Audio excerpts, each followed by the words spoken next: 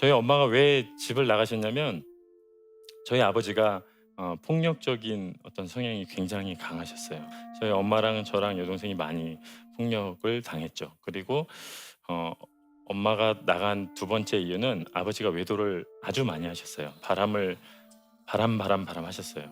그러니까 어쩌면 그냥 이렇게 툭툭 얘기를 하지만 그 시간들이 상당히 고통스럽고 뭐 그 외에 뭐 가난하고 뭐 다른 여러 가지 일들을 다 설명하기는 어렵지만 그렇게 자라왔어요. 굉장히 그렇게 자라왔어요. 그렇게 자라오면서 자연스럽게 이제 저의 마음 안에 어떤 마음들이 있었냐면 '아 나는 버림받았구나.' 네, 자연스럽게 '나는 버림받은 사람.' 버림받은 게 엄마가 버렸다는 것 자체로 '나는 버림받은 사람.' 이거에서 끝나는 게 아니라 '내가 얼마나 별거 아니고 쓸모 없었으면 버렸을까.' 그리고 폭력을 당하면서도 '내가 얼마나 가치가 없으면 그렇게 손찌검을 할까.'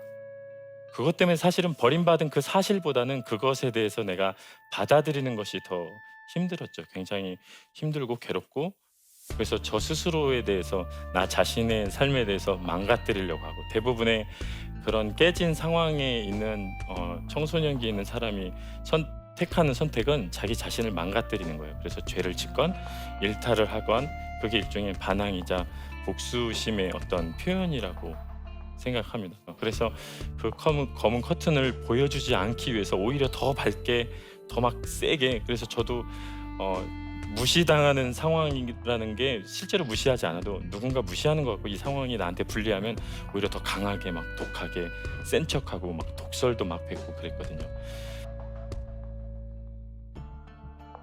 그렇게 제가 이겨냈다고 생각하고 살다가 '상처는 없어지지 않는구나. 내 상처는 그대로 있구나.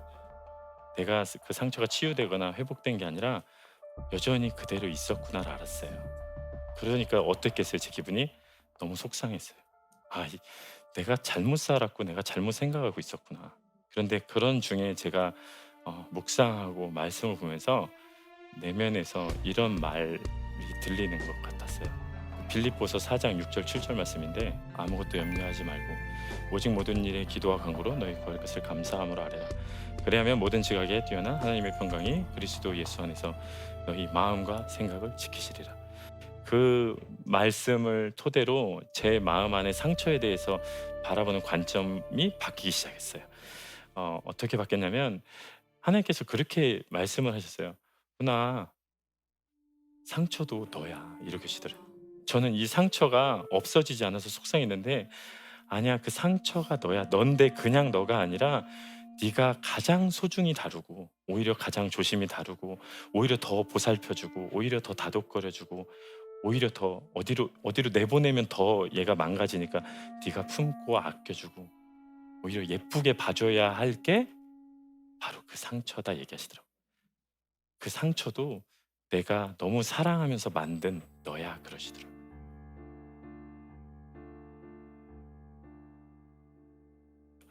그러면서 처음에 제 자신에 대한 상처에 대해서 다루기 시작하면서 제가 정말 한 단계 더 발전했어요. 그냥 제 스스로 뭐 어디 뭐 유명해지고 뭐 잘 나가는 게 아니라 제 스스로 제 자신에 대해서 신뢰하는 거, 제 자신을 사랑하는 거에 대해서 완전히 달라졌어요. 제 자신에 대해서 스스로에 대해서 용서하고 달라지면 사실은 그다음에 다른 사람을 용서하는 것은 굉장히 쉬워집니다. 결국 용서가 힘든 거는 나 자신에 대한 이해가 부족하기 때문이거든요. 그런데 제 자신을 용서한 다음에 그다음에 만난 미션은 사실상 쉽지 않았어요. 누구였냐면 엄마였어요. 제가 이제 엄마랑 헤어지고 결혼을 앞두고 25년 만에 저희 엄마를 다시 만났어요. 만났는데 저희 엄마가 아주 잘 살고 있었어요. 그래서 너무 얼마나 반가웠겠어요. 사실 나를 버리고 나간 엄마지만 다시 만난 자체로 너무 반갑고 감사하고 좋고, 엄마도 저를 반가워해 주고 그랬어요. 그래서 엄마랑 재회하고 정기적으로 만나면서 좋은 시간들을 잘 가졌거든요. 그런데 제가 이제 아이를 낳고 키우면서 엄마에 대한 시각이 바뀌기 시작했어요.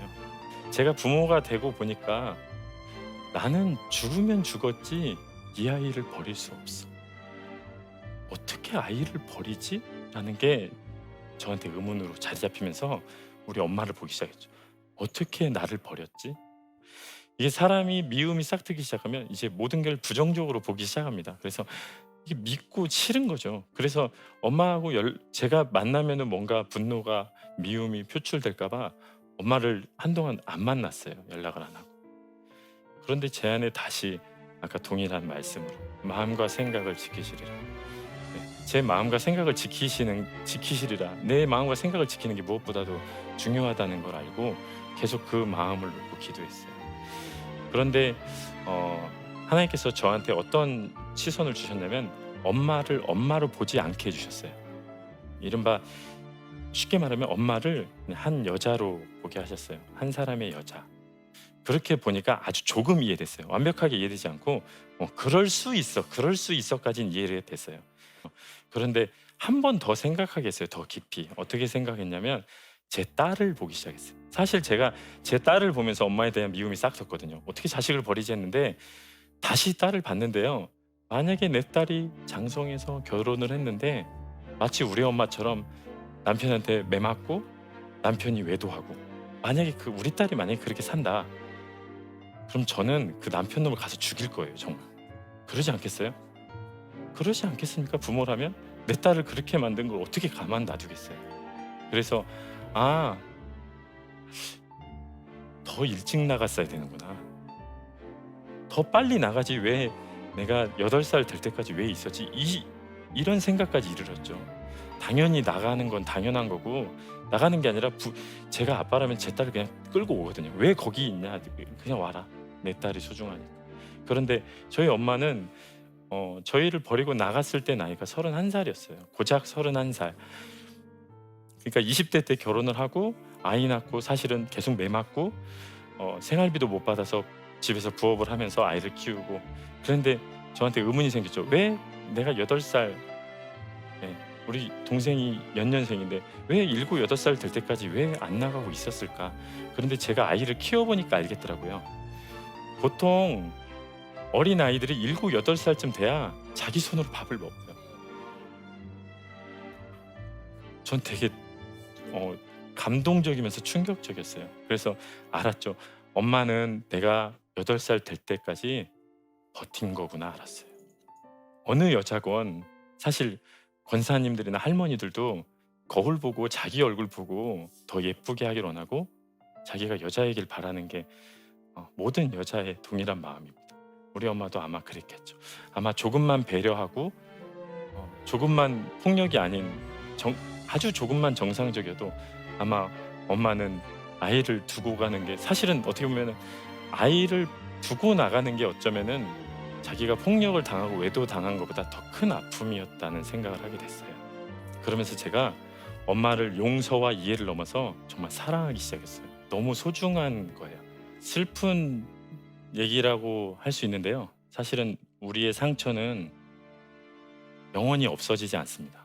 사실은 영원히 없어지지 않고 계속 남아있고 그런데 영원히 없어지지 않는 그 상처를 우리는 없애려고 하고 치유하려고 하고 그동안 사실 그런 노력들을 했죠. 그것도 아주 좋은 건강한 일이지만 결국 그 상처를 없앤다는 것보다 가장 나의 소중한 걸로 가지고 가장 약한 거지만 가장 강하게 빛을 발할 수 있는 그래서 여러분들 앞으로는 여러분들이 가진 상처를 부끄러워 마시고 이게 내가 가장 아끼고 사랑해야 될 가장 위대한 나의 일부구나 그렇게 생각하면서 승리하는 여러분 되시기를 축복합니다.